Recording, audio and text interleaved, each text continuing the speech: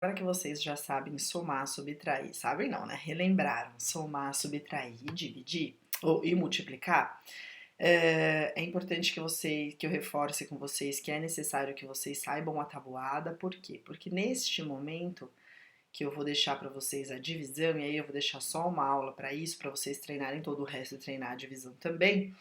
É importante que vocês saibam, tá bom? É muito importante que vocês saibam a tabuada para facilitar um pouco a vida de vocês aí. Bom, segundo a Aurélia, então, a divisão ela significa partir ou distinguir em diferentes partes, né? Separar as diversas partes de alguma coisa. Estes são os símbolos, ó, que a gente usa. Então, ou esse daqui, ou este traço. Este traço, gente, é o traço da fração. Então, é muito importante que vocês saibam que toda a fração nada mais é do que uma divisão. Se eu colocar aqui para vocês assim, ó, deixa eu subir aqui. 2 e dividir assim,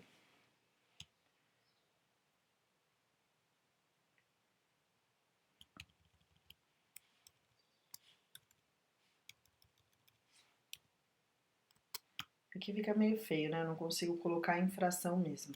Bom, mas enfim, deu para entender, né? Fração é quando fica o traço. Eu vou voltar só pra gente não desconfigurar tudo. Fração é quando fica o traço, né? Então, aquele valor que vai ficar um valor aqui em cima e um valor aqui embaixo, ou um valor aqui do lado, um valor aqui do outro, e a gente tem a fração. Então, toda fração, pessoal, ela é uma divisão. Lembrando que se eu precisar, eu vou dar um exemplo para vocês no caderno. Se eu precisar resolver uma fração, basta eu dividir o número que está em cima pelo número que está embaixo, eu consigo transformar a fração em um número inteiro, né? Se o resultado for inteiro, ou em um número decimal, caso o resultado dê decimal, tá bom? Normalmente, como vai aparecer para vocês? Assim, ó, esse dividir, ou assim que é a representação da fração, tá? Então, aqui no A, ó, é o dividendo, então aquilo que a gente precisa dividir. O B é o divisor, aquele que vai dividir, né? O C é o quociente, que é o resultado, né, que eu espero, e o resto é o que vai aqui neste ponto de interrogação.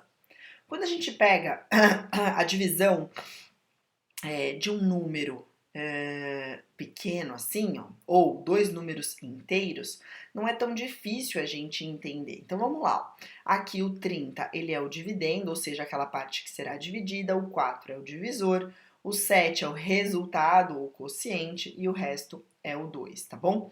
Se esta continha aqui, ó, não deu zero como resto, significa que daqui para frente, se eu for continuar este cálculo, esse número irá se transformar em um número decimal. Por quê? Porque certamente a regra que eu vou reforçar para vocês, que eu lembro que eu até falei em aula, diz que toda vez que a gente tem que criar um zero, quem vai para o resultado, ou seja, representar este zero lá no resultado, é a vírgula. Então, se de repente uma conta como essa aqui não deu o resto como zero, certamente eu já consigo fazer a interpretação de que este número se trata de um número decimal, o resultado será decimal. Como? Vamos lá.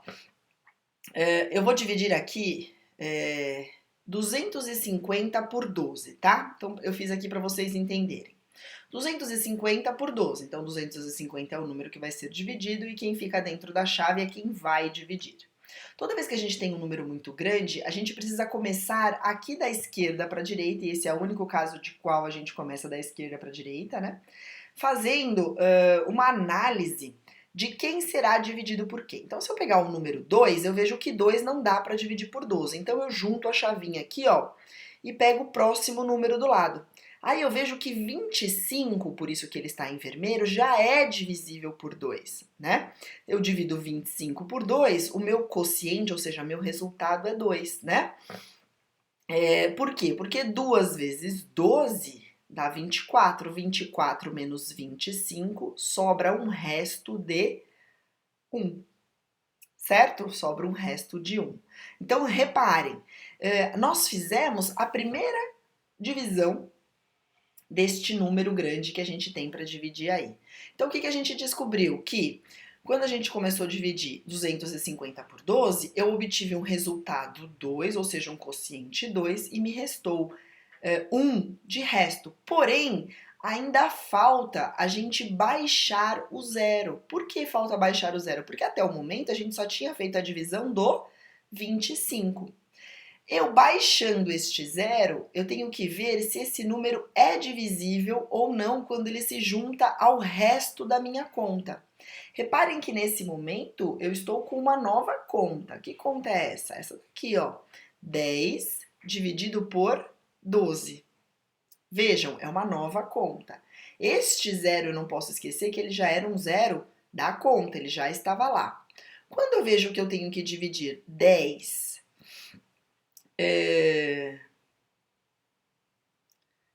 tenho que dividir isso. Quando eu vejo que eu baixei, desculpa, quando eu vejo que eu baixei 10 por 12 e este zero já estava aqui na conta e eu não consigo dividir, significa que o resto que estava lá, ele não permitiu que esse número fosse divisível. Então, quando ele não permite que ele é divisível, a gente precisa criar uma casa decimal. Mas o que aconteceu aqui? Vejam, eu fiz uma operação. Qual foi a operação? De baixar o zero. Quando eu baixei o zero, eu fiz a movimentação de uma casa. Porém, ainda assim não foi possível. Então, eu vou para a minha segunda ação na conta. Qual seria a segunda ação na conta? Criar um outro zero aqui. Quando eu crio um outro zero, eu preciso pôr a vírgula, mas antes de pôr a vírgula, como eu já fiz uma movimentação na conta, que foi descer o zero, e mesmo assim não foi possível dividir, eu preciso representar este zero aqui no resultado. Eu sei que parece confuso, mas eu vou explicar de novo e vocês vão entender a diferença entre um e outro, tá? Então vamos lá. Sobrou um resto de 1, eu baixei o zero. Não foi possível dividir. Antes de continuar a minha conta, este zero precisa ser representado aqui ao resultado. Agora eu vou continuar a conta. Eu vou criar o primeiro zero, né? É a segunda ação da conta. Eu vou criar o primeiro zero. Todas as vezes que eu crio, ou seja, eu não baixei ele de lugar nenhum, estou criando. Quando eu crio este zero, quem representa ele no resultado é a minha vírgula. Então, criando este zero, eu coloco a vírgula. Bom, agora eu tenho o número 100 para dividir pelo número 12. 100 dividido por 12 é 8. Eu sei que 8 vezes 12 dá 96. 96 para chegar em 100 é igual a 4. Ou seja, eu terminei mais uma vez esta outra operação. Qual seria essa outra operação? Bom, começou com 1, né? Que eu baixei o zero, não deu, pus zero na chave, criei um zero, coloquei a vírgula. No final das contas, ficou o quê? 100 dividido por 12 me deu como resultado 20,8 e me sobrou como resto o número 4, tá? Preciso continuar a conta? Preciso. Por quê, gente? Na enfermagem, a gente pede para que vocês coloquem mais ou menos até 3 casas depois da vírgula. Nas minhas provas, eu vou exigir 3 casas depois da vírgula. Quando é que não será possível 3 casas depois da vírgula? Quando o resultado for exato.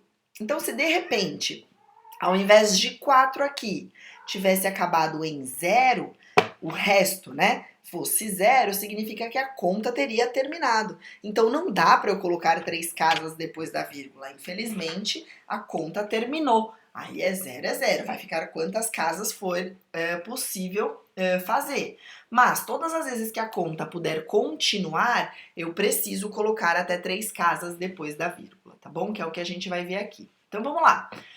Me sobrou 4 e eu comecei uma nova operação. Qual é essa nova operação? Bom, 4 dividido por 12. É possível dividir 4 por 12? Não.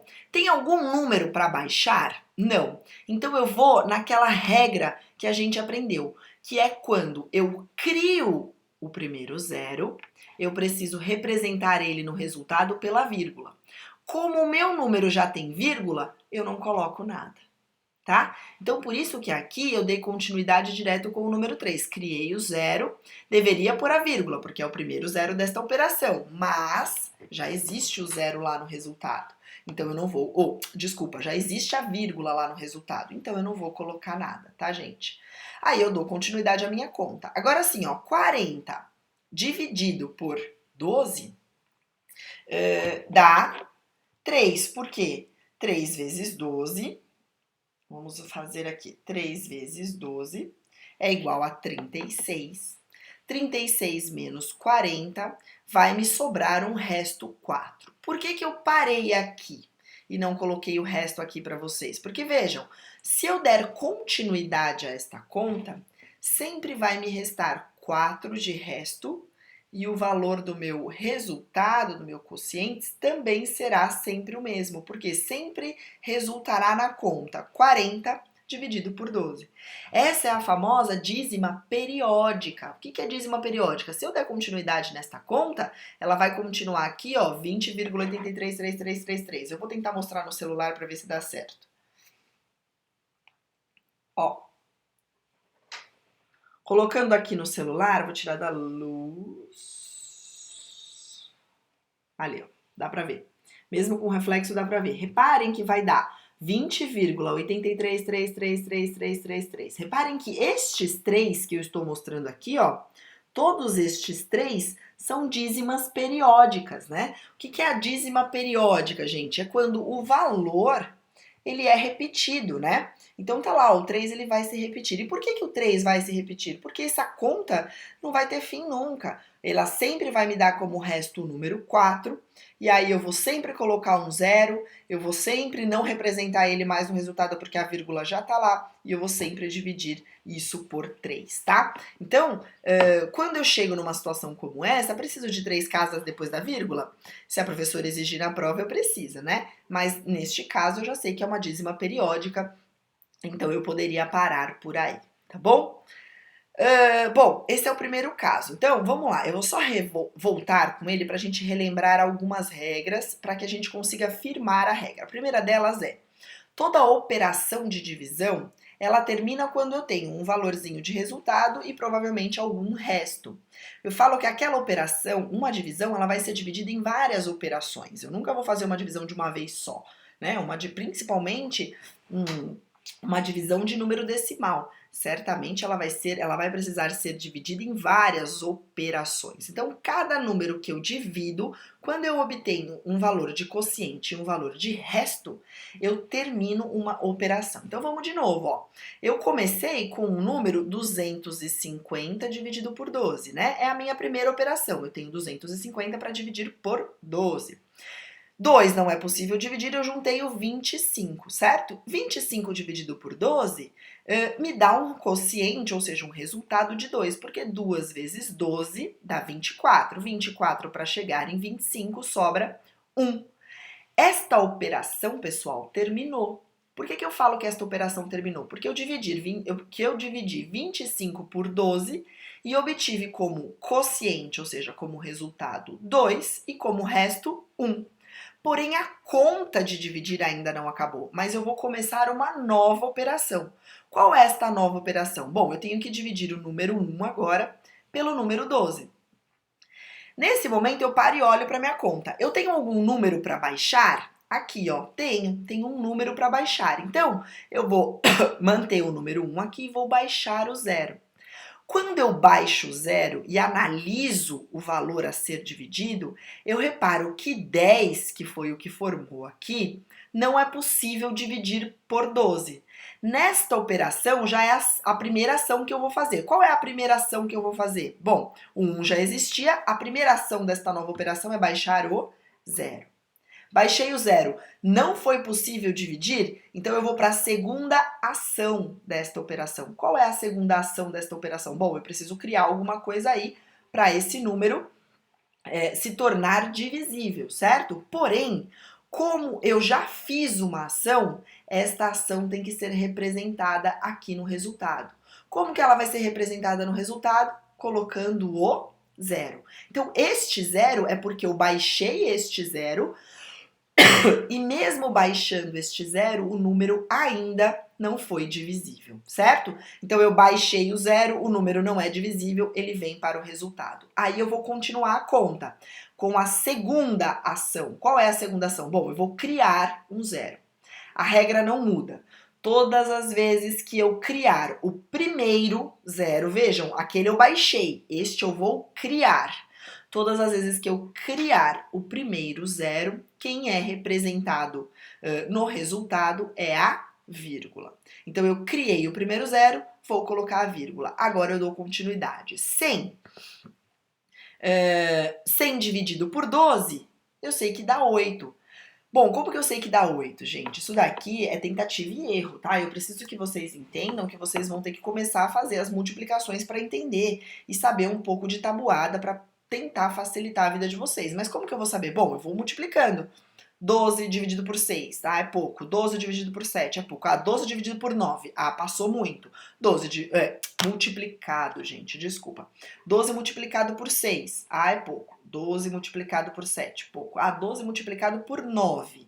Bom, 12 multiplicado por 9 passou. Então eu preciso ver se 12 multiplicado com 8 se aproxima do valor de 100. Eu vi que se aproxima, por quê? Porque dá 96. 12 vezes 8, ou 8 vezes 12 é 96. 96 para chegar em 100 eu tenho 4. Então, esta operação, gente, acabou. Por que que esta operação acabou? Porque eu obtive da divisão de 100 por 12 um valor de 20,8 e me sobrou um resto 4.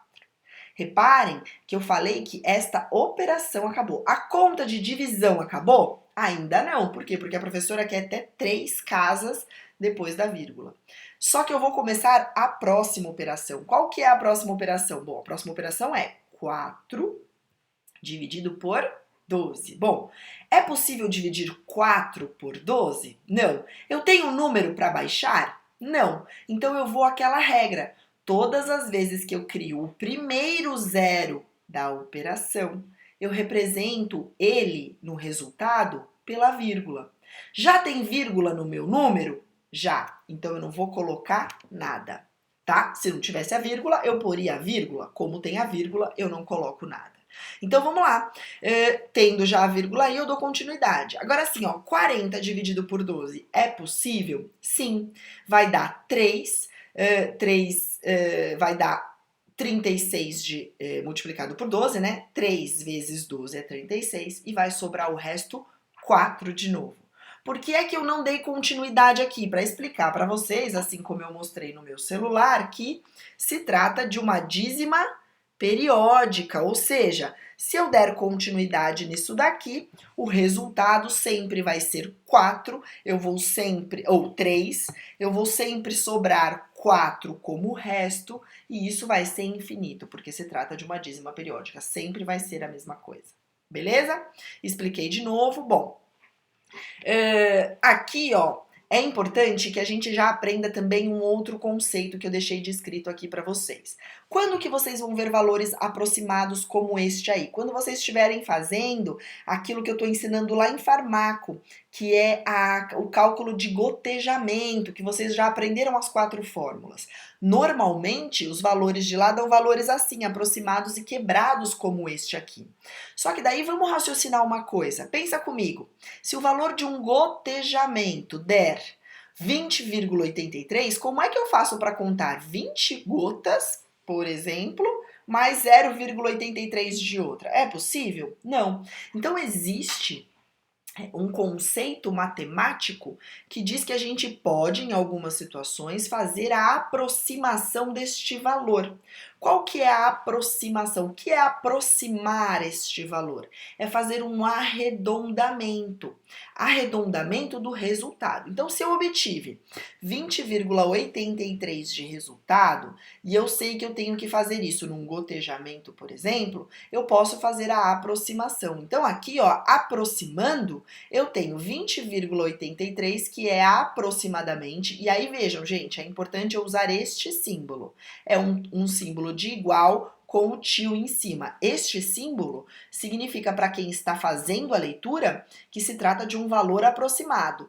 Quando a pessoa faz a leitura e vê que se trata de um valor aproximado, ela entende que aquilo lá, quando foi feita a divisão daquela conta não foi uma conta exata, foi uma conta aproximada, ou seja, um valor decimal. Tinha ali uma vírgula, porém, a gente aproximou o valor. Então, 20,83 a gente aproxima para 21. E como que é a regra de aproximação? Bom, a regra de aproximação é assim, ó. Se o número depois da vírgula, vou escrever aqui, ó. Se o número depois da vírgula for maior ou igual a 5, o valor sobe, certo? Ou seja, se aqui for, vou colocar o exemplo aqui do lado, 21 ou 20,5, eu vou colocar que ele é aproximado. Eu não tenho valor, eu não tenho símbolo, gente, de aproximado. Deixa eu copiar ele daqui. Eu vou colocar que ele é aproximadamente. E não vai dar certo. Não vou tentar, mas a gente entende que ele é sobe. Então, é aproximadamente 21, tá? Então, gravem isso. Número depois da vírgula for, quando o número depois da vírgula for maior ou igual a 5, o valor sobe para aproximadamente, né, 21, ou seja, o valor sobe um número. Então, aqui era 20, se torna 21, como vocês viram aqui. Se o número for número depois, né, da vírgula, for, eita que a professora tá ruim hoje, for menor ou igual a 4, o valor... Peraí, tá pensando aqui. Bom, se o número depois da vírgula for menor ou igual a 4, o valor desce. Exemplo, 20,4 fica aproximadamente 20. Vejam, eu falei para vocês que o número desce, certo? Na verdade, ele se mantém o valor das unidades inteiras, certo? Então, não é que ele vira 19, não. O valor desce porque 20,4 é maior do que 20. Então, a gente mantém o valor das unidades inteiras. Então, o número inteiro, ele não se altera quando o número depois da vírgula for 4 ou menor que 4, isso no esquema de aproximação, no esquema de arredondamento, tá? Quando que a enfermagem pratica o arredondamento? É importante que vocês gravem isso também. A enfermagem pratica o arredondamento principalmente nesses cálculos de gotejamento de soro, tá? Vocês não verão, por exemplo, um caso de arredondamento em medicação. Certamente vocês não verão. Por quê? Porque toda vez que se trata de uma medicação, é importante que seja feita exatamente uma dose prescrita. E o médico, ele não vai passar um valor quebrado, porque ele sabe que a gente não consegue aspirar na seringa, por exemplo, 20 ml,1. Ou, dependendo do caso, né? Tem casos que a gente consegue sim. Ou 20 ml,83. Então, ele sabe que muitas vezes não é possível a gente fazer aspirar esta quantidade de medicamento. Então, normalmente, como a indústria farmacêutica faz as fórmulas farmacêuticas meio que padronizadas, acaba que quase nenhum medicamento há necessidade da aproximação, como é o caso do gotejamento, por exemplo. Ah, professora, mas soro não é medicação? Soro é uma medicação, mas o soro, principalmente o soro fisiológico, eu vou explicar isso lá em farmaco para vocês, ele é uma uma solução isotônica. O que é isso? Ela está de acordo com a mesma quantidade de sal que tem no soro fisiológico, tem no nosso sangue. Então, se eu fizer soro em um paciente, 0,2 ou 3 gotas a mais, isso não vai interferir na clínica do paciente, tá? Então, por isso que há possibilidade da gente fazer a aproximação do valor, principalmente em cálculo de gotejamento. Em cálculo medicamentoso, vocês certamente não verão isso com facilidade. Salvo raras exceções, às vezes um medicamento que não é muito usual, às vezes uma pessoa com baixo peso e aí precisa ter o ajuste aí da dose, mas salvo condições especiais, normalmente só é visto o arredondamento em gotejamento de soro, tá bom? Então, vimos dois conceitos. A gente já aprendeu a dividir naquele caso lá, neste caso que eu mostrei agora, porque a gente vai continuar vendo algumas regrinhas, tá bom? Só falta mais uma regrinha, vocês vão ver que não é difícil não. E a gente viu também como é que faz para arredondar o valor. A gente viu também que toda a fração é uma divisão. E para dividir uma fração, eu preciso dividir o número que está em cima pelo número que está embaixo. E é exatamente isso que a gente vai praticar agora. Como vocês estão vendo nesse exemplo aqui, ó. Eu quero dividir 4/160, ou seja, eu estou dividindo o número de cima, né? Porque a fração aqui não está uma em cima da outra, mas seria assim, eu estou dividindo o número 4 pelo número 160. Bom, vou colocar lá na chave. A regra não muda, tá, gente? As regrinhas vão ser sempre as mesmas. Eu tenho 4 para dividir por 160. É possível fazer essa divisão? Tenho algum número para baixar? Não. Então eu vou criar o primeiro zero da minha operação. Qual operação? 4 dividido por 160. Então vamos lá. Criei o primeiro zero. Quem é representado no resultado ou no quociente é a minha vírgula. Aí vocês vão falar assim para mim, ah, professora, mas tem um zero antes da vírgula. Este zero que está aí antes da vírgula, na verdade ele está aí somente porque não tinha nenhuma representação numérica neste espaço, tá? Quando não há nenhuma representação numérica no espaço, a gente coloca o zero para ficar visualmente mais fácil a leitura. Mas na verdade quem está representando este zero no resultado é a vírgula. Bom, agora eu faço a análise de novo. 40 é possível dividir por 160? Eu vejo que ainda não, ainda é um número menor. Então vejam, esta é a última regra que a gente vai ver. Eu estou criando agora na mesma operação, ou seja, ainda não tive nenhum resultado, né? Eu ainda não tive nenhum resto. Na mesma operação, eu estou criando o segundo zero da conta para que este valor se torne divisível. Então, quando eu crio na mesma operação o segundo zero, quem representa ele no resultado também é um zero. Então, eu criei o segundo zero aqui, quem veio para o resultado foi o segundo zero, beleza?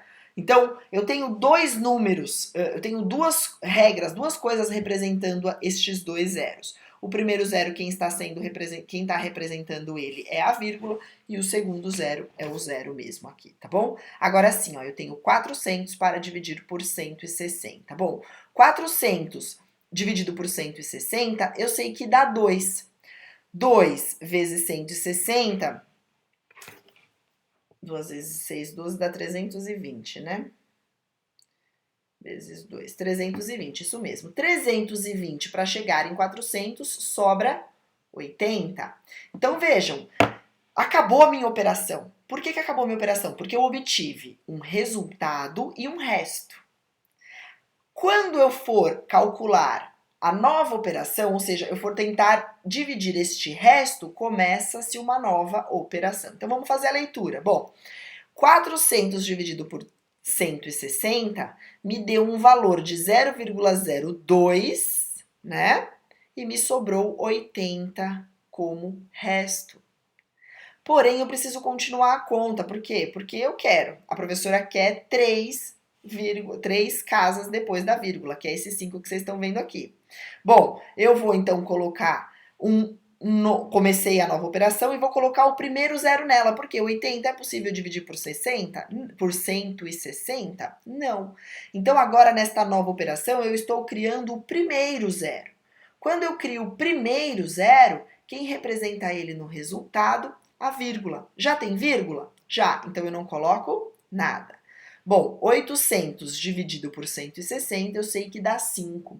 5 vezes 160 é igual a 800, me sobrou zero de resto.